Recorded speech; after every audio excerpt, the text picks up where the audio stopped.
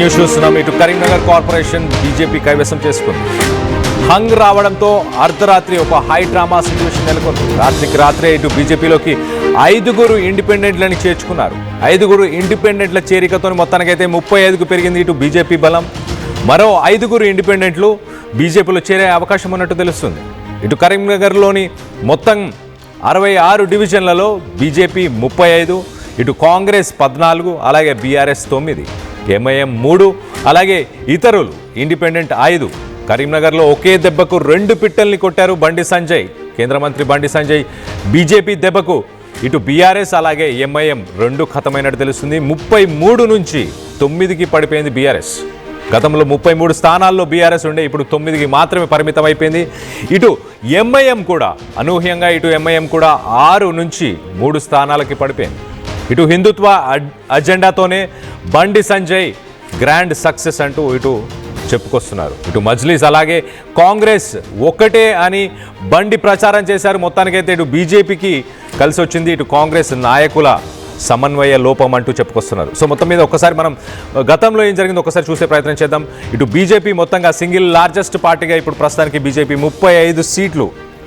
గతంలో మనం చూస్తే కనుక గతంలో కంటే ఇప్పుడు మ్యాజిక్ ఫిగర్ని కూడా క్రాస్ చేసేసారు. కాంగ్రెస్ ఒక్కసారి మనం చూస్తే 2020లో కాంగ్రెస్ 1 సీటు కూడా సాధించని కాంగ్రెస్ మొత్తానికైతే ఇప్పుడు 14 సీట్లని ఇటు కరీంనగర్లో కైవసం చేసుకుంది. అలాగే బీఆర్ఎస్ ఒక్కసారి చూస్తే గతంలో 33 సీట్లు, 2020లో 33 సీట్లున్న బీఆర్ఎస్ ఇప్పుడు 9కి మాత్రమే పరిమితం అయిపోయింది. అలాగే ఇటు ఎంఐఎం ఒక్కసారి మనం చూస్తే కనుక ఎంఐఎం 6 సీట్ల నుంచి 3 సీట్లకు మాత్రమే పరిమితం అయిపోయింది. ఇటు నిజామాబాద్లో కూడా గతంలో 18 సీట్లు సాధించిన ఎంఐఎం ఇప్పుడు 14 సీట్లకు మాత్రమే పరిమితం అయిపోయింది. సో మొత్తం మీద ఇటు స్మార్ట్ సిటీకి సంబంధించి కొంత అవకతవకలు జరిగాయి. అలాగే ఓల్డ్ టౌన్కి సంబంధించిన డ్రైనేజ్ సిస్టమ్, పాత కరీంనగర్కి సంబంధించిన డ్రైనేజ్ సిస్టమ్కి సంబంధించి వర్క్స్ అన్నీ పెండింగ్లో ఉండిపోయాయి. సో మొత్తానికైతే గత మేయర్ చేసిన తప్పిదాలు, అలాగే ఇటు ప్రస్తుతానికి కాంగ్రెస్ నాయకుల మధ్య కోఆర్డినేషన్ మిస్ అవ్వడం, ఒక సమన్వయ లోపం వల్లనే మొత్తానికి బీజేపీ పుంజుకొచ్చిందా? వీటన్నిటిపై కొంత విశ్లేషణ చేసే ప్రయత్నం చేద్దాం. ఇటు మనతో పాటు మా ప్రతినిధి చంద్రశేఖర్ ఉన్నారు. చంద్రశేఖర్తో మాట్లాడి తెలుసుకునే ప్రయత్నం చేద్దాం. చంద్రశేఖర్, చెప్పండి, ఇటు గతంలో స్మార్ట్ సిటీకి సంబంధించి అవకతవకలు కావచ్చు, ఇటు కాంగ్రెస్ మినిస్టర్స్కి సంబంధించి కొంత నాయకుల మధ్య సమన్వయ లోపం కావచ్చు, ఈ మధ్య కాలంలో జరిగిన సిరీస్ ఆఫ్ ఈవెంట్స్ ఇవన్నీ కారణాలుగా చెప్పుకోవచ్చా? బీఆర్ఎస్ 33 నుంచి 9 స్థానాలకు మాత్రమే పరిమితం అవడం, కానీ ఇటు మజ్లిస్ కూడా పట్టుకోల్పోవడం, 6 నుంచి మొత్తానికైతే ఇటు 3 స్థానాలకు మాత్రమే ఇటు మజ్లిస్ కూడా పరిమితం అవడం, ఇటు కాంగ్రెస్ పవర్లో ఉన్న తర్వాత కూడా ఎందుకు కైవసం చేసుకోలేకపోయింది? గ్రౌండ్లో రియాలిటీ ఏంటి? ఒకసారి దీనికి సంబంధించి లేటెస్ట్ అప్డేట్ ఏంటి? కళ్యాణ్ కార్పొరేషన్ ఎన్నికలకు సంబంధించినటువంటి నోటిఫికేషన్ విడుదలైనప్పటి నుంచి సైతం అన్ని రాజకీయ పార్టీలకు సంబంధించినటువంటి నేతలు కరీంనగర్ రాజకీయంగా చాలా చైతన్యవంతమైనటువంటి గడ్డగా పేరొందినటువంటి కరీంనగర్ కార్పొరేషన్ మేయర్ పీఠాన్ని కైవసం చేసుకోవాలని చాలా ఎత్తుగడలు వేశాయి, పావులు కలిపాయి. దీనిలో మొదటి నుంచి కూడా ఒకవైపు మేము గతంలో అభివృద్ధి చేశాం, ఇప్పుడు అభివృద్ధి చేయబోదే మేమే అంటూ భారత్ రాష్ట్ర సమితికి సంబంధించినటువంటి నేతలు, ముఖ్యంగా బోయినపల్లి వినోద్ కుమార్, సిట్టింగ్ ఎమ్మెల్యే గంగుల కమలాకర్ ప్రచారం చేయడం జరిగింది. అయినప్పటికీ గతంలో వారి పాలన అంటే స్మార్ట్ సిటీ 10 ఏళ్ల కాలంలో స్మార్ట్ సిటీ కావచ్చు, ఇతరత్ర అనేక అంశాలకు సంబంధించి ఆ 33 మంది కార్పొరేటర్లు ఉన్నప్పుడు అందులో 10 మందికి పైగా కేసులు ఎదుర్కొన్నారు, భూ ఆక్రమణదారులుగా ముద్రపడ్డారు. ఎకనామిక్ అఫెన్స్ వింగ్ అనేటువంటి దాన్ని ప్రత్యేక వింగ్ను ఏర్పాటు చేసింది. విచారణ జరిపినటువంటి నేపథ్యంలో వారి అక్రమాలు బయటకు రావడం జరిగింది. ఇదంతా కూడా ప్రజల్లో ఒక రకమైనటువంటి వ్యతిరేక భావం వచ్చింది. ఆ తర్వాత మనకు తెలిసిందే, ప్రభుత్వం మారిపోయిన తర్వాత జరిగినటువంటి విచారణలో కేసులు ఎదుర్కోవడం, ఆ తర్వాత నోటిఫికేషన్ వచ్చిన తర్వాత కాంగ్రెస్ పార్టీలో 3 మంత్రులు, కరీంనగర్ ఉమ్మడి జిల్లా నుంచి 3 మంత్రులు ఉన్నారు. దుద్దిల్ల శ్రీధర్ బాబు, పొన్నం ప్రభాకర్, అట్లూరి లక్ష్మణ్ కుమార్. ఇన్ఛార్జ్ మంత్రిగా తుమ్మల ఉన్నారు. అయినప్పటికీ కరీంనగర్ కార్పొరేషన్ పైన బండి సంజయ్కు ఉన్నటువంటి పట్టును వారు ఏమీ చేయలేని పరిస్థితి ఉంది. వారి మధ్యలో సమన్వయం లేకపోవడం కావచ్చు, ఎంపిక నుంచి ముందు నుంచి ఒక ప్లాన్ ప్రకారము కరీంనగర్ని నాకు అప్పగించండి, రక్షణ కవచంగా నేను తీర్చిదిద్దుతా అని చెప్పి బండి సంజయ్ ఒక విస్తృతమైనటువంటి ప్రచారాలు చేయడం, స్మార్ట్ సిటీకి వచ్చినటువంటి ఫండ్స్ అన్ని కూడా కేంద్రం నుంచి వచ్చాయి కాబట్టి మరింత అభివృద్ధి సాధించాలంటే అభివృద్ధి అనేది నా చేతుల్లో ఉంచండి అని ప్రచారం విస్తృతంగా చేయడం జరిగింది. అభ్యర్థుల ఎంపిక, ప్రచారము, స్ట్రీట్ కార్నర్ మీటింగ్స్ ఇవన్నీ కూడా చేస్తున్నటువంటి తరుణం అనేది ఆకట్టుకునేలా ఉంది. ముఖ్యంగా ఎన్నికల ముందు 3-4 రోజుల ముందు కాంగ్రెస్ ఎంఐఎం మధ్య 100 కోట్ల డీల్ జరిగింది భారతీయ జనతా పార్టీని ఓడించడానికి. అందులో భాగంగానే ఓవైసీ బ్రదర్స్ ఇక్కడికి వచ్చారు, కరీంనగర్ లో ప్రచారం చేశారు, విస్తృత ప్రచారం చేశారు అనేటువంటి కోణంలో ప్రజలకు వివరించేటువంటి ప్రయత్నం చేయడం జరిగింది. ఒకవేళ కాంగ్రెస్ గెలిస్తే మేయర్ పీఠం ఎంఐఎంకి అప్పగిస్తారు అని చెప్పి చేసినటువంటి కామెంట్స్ ఇవన్నీ భారతీయ జనతా పార్టీకి అనుకూలంగా మారిపోయినటువంటి అంశాలుగా తీసుకోవచ్చు. దీనిలో భాగంగానే ప్రతి స్ట్రీట్ కార్నర్ మీటింగ్ లో సైతం ఏ డివిజన్ నుంచి భారతీయ జనతా పార్టీ అభ్యర్థి బరిలో దిగారో వారితో ప్రమాణ స్వీకారం చేయించడం అనేది రాష్ట్ర ప్రభుత్వం యొక్క లోపాలు, ఇచ్చిన హామీలు అమలు చేయకపోతుంది. ఒక రకంగా అగ్రెసివ్ గా బండి సంజయ్ చేసినటువంటి ప్రచారం, చెప్పుల దొంగ రేవంత్ రెడ్డి పార్టీకి ఎందుకు ఓటేయాలి, ఎక్కడికి వెళ్ళినా అప్పు పుట్టట్లేదు, చెప్పుల దొంగలాగా చూస్తున్నారు రేవంత్ రెడ్డి, ఇక ఇక్కడికి ఫండ్స్ ఎలా వస్తాయి, నిధులు ఎలా ఉంటాయి, అభివృద్ధి ఎట్లా సాధ్యం అని చెప్పేసి క్వశ్చన్ చేస్తూ ఆయన చేసినటువంటి ప్రచారానికి ఒక రకమైనటువంటి భారతీయ జనతా పార్టీ ఊపు హవా అనేది కనబడింది. దీనిలో భాగంగానే ఖచ్చితంగా ఈ రెండు పార్టీలకు వేస్తే ఒకవైపు రాష్ట్రంలో లేదు, కేంద్రంలో లేదు, భారత రాష్ట్ర సమితికి సంబంధించి అధికారంలో లేదు కాబట్టి అనేది ఒక రకమైనటువంటి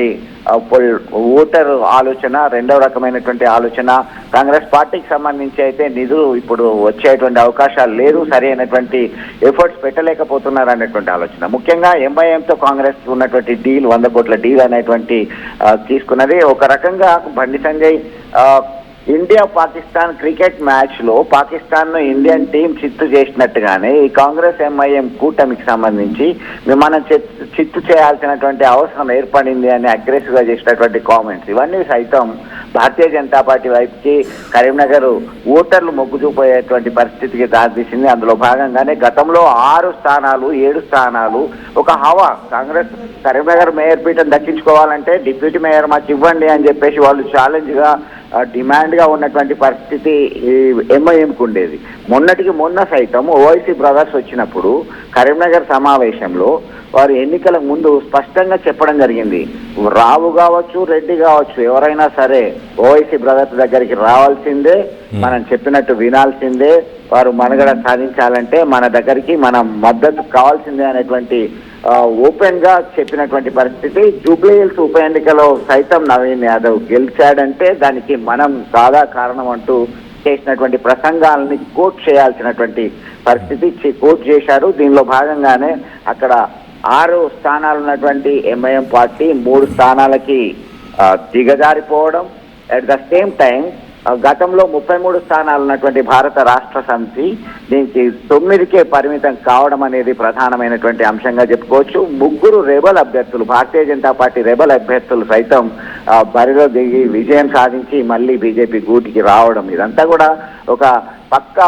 ప్లాన్ గా కాషాయ జెండా ఎగరేయాలని చెప్పి చేసినటువంటి ప్రసంగాలు, అభివృద్ధి, సంక్షేమము, రక్షణ కవచము, 100 కోట్ల డీల్. ఒక రకంగా కళ్యాణ్ ఎంఐఎం పార్టీకి సంబంధించి టార్గెట్ చేస్తూ బండి సంజయ్ పలుమార్లు కాంగ్రెస్ పార్టీతో ఎంఐఎం సంసారం చేస్తూ భారత రాష్ట్ర సమితికి కన్ను కొడుతుంది, అట్లా ఉంది వాళ్ళ పరిస్థితి, ఎటు వీలైతే అటు దునుకుతారు, వారికి సంబంధించి మీరు నమ్మకండి, నాకు అవకాశం ఇవ్వండి, ఒక్క ఛాన్స్ ఇవ్వండి మీరు అంటూ బండి సంజయ్ అగ్రెసివ్ గా చేసినటువంటి ఎన్నికల ప్రచారం టోటల్లీ దీని యొక్క క్రెడిట్ అనేది ఓటరు బండి సంజయ్ ఖాతాలోనే వేసినట్టుగా కరీంనగర్ కార్పొరేషన్ సంబంధించి మనం స్పష్టంగా గమనించాల్సినటువంటి అవసరం ఉంది.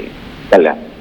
Right Chandrasekhar, thanks for the latest update. మొత్తం మీద ఇంట్రెస్టింగ్ టర్న్ అవుట్ అని చెప్పుకోవచ్చు. ఇటు కరీంనగర్కి సంబంధించి మనం ఒక్కసారి చూస్తే 2005లో కార్పొరేషన్ ఫామ్ అయిన తర్వాత ఇప్పటిదాకా ఇప్పుడు 2014లో ఇటు తెలంగాణ ఫామ్ అయిన తర్వాత ఒకసారి మనం చూస్తే కనుక 75% సీట్స్, 75% సీట్లని ఇటు బీఆర్ఎస్ కైవసం చేసుకుంది. మరి 75% నుంచి ప్రస్తుతానికి సింగిల్ డిజిట్ నెంబర్కి, అంటే 33 స్థానాల నుంచి సింగిల్ డిజిట్ నెంబర్కి 2014లో ఒక్కసారి మనం చూస్తే కనుక 50 స్థానాలకు గాను 24 స్థానాలను గతంలో ఇటు అప్పుడున్న టీఆర్ఎస్, ఇప్పుడు బీఆర్ఎస్, అప్పుడు టీఆర్ఎస్ 24 స్థానాలను కైవసం చేసుకుంది. దాని తర్వాత ఒక్కసారి 2020లో మనం చూస్తే కనుక 33 స్థానాలను కైవసం చేసుకున్న బీఆర్ఎస్ కాస్త ఇప్పుడు 9 సీట్లకు పడిపోయింది. మరో పక్కన ఇటు బండి సంజయ్, నేను ఒక రక్షణ కవచంలాగా నిలుస్తాను, కరీంనగర్ ఒక అవకాశం ఇవ్వండి, ఒకవేళ మీరు కాంగ్రెస్కి కనుక ఓటేస్తే కాంగ్రెస్ ఎంఐఎంకి సంబంధించిన వ్యక్తులనే మేయర్గా కూర్చోబెట్టే అవకాశం ఉంది, నేను రక్షణ కవచంగా ఉంటాను అంటూ ఆయన మాట్లాడడం. అలాగే గతంలో బీఆర్ఎస్కి సంబంధించిన నాయకుల మీద వచ్చిన ఆరోపణలు, కేసులు, వీటన్నిటినీ కూడా ప్రజలు గమనించారు. ఇటు మజ్లిస్కి సంబంధించి అసదుద్దీన్, అక్బరుద్దీన్, ఓవైసీలు కావచ్చు, వీళ్ళు వచ్చి ఏదైతే పబ్లిక్గా స్పీచెస్ ఏవైతే ఇచ్చారో, రావైనా రెడ్డి అయినా ఎవరైనా మా దగ్గరికి రావాల్సిందే. ఇటు జూబ్లీహిల్స్ బై ఎలక్షన్కి సంబంధించి నవీన్ యాదవ్ని గెలిపించింది కూడా మేమే, ఎక్కడైనా మేము ఉండాల్సిందే, మా రోల్ చాలా ఇంపార్టెంట్ అంటూ ప్రొజెక్ట్ చేసుకునే ప్రయత్నం చేశారు. సో మొత్తానికైతే అవన్నీ బెడిసి కొట్టాయి, ఎంఐఎంకి కొంత నష్టాన్ని అయితే చేకూర్చాయి. ఖచ్చితంగా 6 సీట్ల నుంచి 3 సీట్లకి కుదించాయి. ఇటు బీజేపీ ఒక స్ట్రాటజీతో పాటు మొత్తానికైతే ముందుకెళ్లే ప్రయత్నం చేసింది. సింగిల్ లార్జెస్ట్ పార్టీగా ఇటు కరీంనగర్లో అలాగే నిజామాబాద్లో కూడా సింగిల్ లార్జెస్ట్ పార్టీగా సీట్లను కైవసం చేసుకుంది. ఇటు బండి సంజయ్ స్ట్రాటజీ అంటే ఇటు ఇండిపెండెంట్గా ఉన్న వాళ్ళు కూడా మా పార్టీకి సంబంధించిన వాళ్ళే, వాళ్ళకి మేము సీట్లు కేటాయించలేకపోయాం, కానీ మొత్తానికైతే వాళ్ళు కూడా మా పార్టీకి సంబంధించిన వాళ్ళే. మరికొంతమంది ఇండిపెండెంట్స్ కూడా ముందుకెళ్ళిన తర్వాత వాళ్ళు పార్టీలో కలిసే అవకాశం ఉంది, మరికొన్ని క్యాండిడేట్స్ మరికొన్ని సీట్లను కూడా మేము కైవసం చేసుకునే అవకాశం ఉంది అంటూ కూడా మొత్తానికైతే చెప్పుకోవచ్చు. వెరీ ఇంట్రెస్టింగ్ టర్న్ అవుట్ అనుకోవచ్చు. ఒక్కసారిగా పొలిటికల్ ల్యాండ్స్కేప్ అంటే ఒక అపోజిషన్ పొజిషన్లో ఉన్న బీఆర్ఎస్కి పెద్ద దెబ్బ అని చెప్పుకోవచ్చు. ఒక రకంగా ఇటు మున్సిపల్ ఎలక్షన్స్కి సంబంధించి ఇటు ఒక కార్పొరేషన్ కూడా కైవసం చేసుకోలేకపోవడం, అలాగే గతంలో ఉన్న పట్టు, గతంలో ఉన్న ఓట్ షేర్ కావచ్చు, గతంలో ఉన్న వార్డ్స్ కావచ్చు, డివిజన్స్ కావచ్చు, వీటన్నిటిపైన పట్టు కోల్పోయిందని చెప్పుకోవచ్చు. సో మొత్తం మీద బీజేపీ ఒక ఇంట్రెస్టింగ్ టర్న్అవుట్. మరి రానున్న రోజుల్లో దీని ఎఫెక్ట్ రానున్న ఎలక్షన్స్లో కూడా ఉండే అవకాశం ఏమైనా ఉందా? దీనికి సంబంధించి మీరేమనుకుంటున్నారు?